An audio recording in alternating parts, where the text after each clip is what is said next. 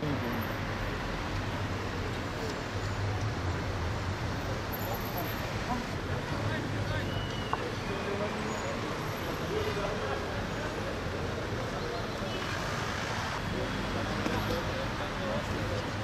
hangi kanal?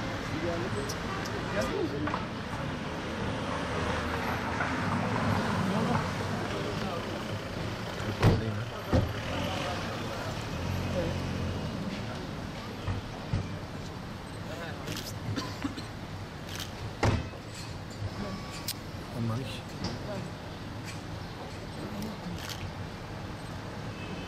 Fotoğrafçı arkadaşlar. Hiç yaramıyorsun.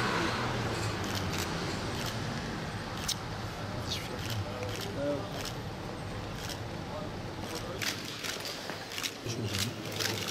Sayın Bakanım.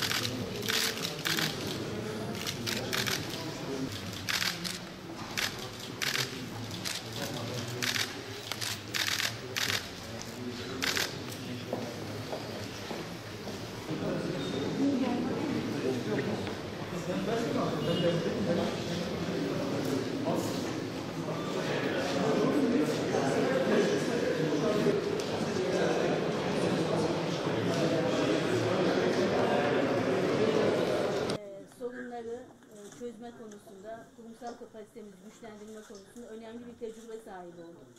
Allah'ın izniyle yeni dönemde de şehrin yaşam kalitesini yükseltme, sürdürülebilir kalkınma noktasında, kalkınma yerelde başlar, demokrasi yerelde başlar anlayışıyla Allah'ın izniyle, halkımızın desteğiyle, Yüce Mevla'nın buradaki arkamızda duruşuyla bu millete hizmet etme yolculuğunu devam ettireceğiz inşallah. Bu konuda en büyük gücümüz, ekibimiz, Sayın Bakanımız. Huzurlarınıza yeniden teşekkür ediyorum. Belediyemize hoş geldiniz diyorum. Gaziantep'e bir kadın eli değdi ve çok iyi oldu. Gaziantep, Sayın Fatma Şahin Başkanımızın büyük bir gayretiyle, özverili çalışmalarıyla çok önemli mesafeler kat etti. Şehir daha da gelişti, daha yeşillendi, daha yaşanabilir bir kent haline geldi.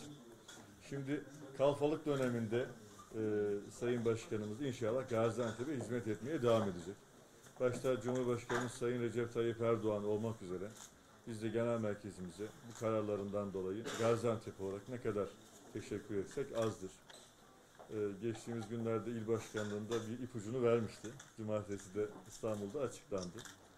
Ve inşallah önümüzdeki 5 yılda da tüm Gaziantep'li hemşehrilerimizin desteğinin artarak devam edeceğine inanıyoruz. Biz hangi parti olursa olsun, Fatma Şahin Gaziantep'in bacısı, ablasıdır.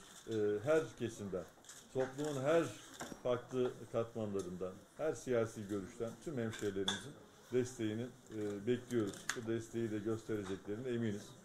İnşallah hep birlikte önümüzdeki dönemde de hizmetlerimizi Gaziantep'e hem yerelde hem merkezi hükümet anlamında artırarak devam edeceğiz.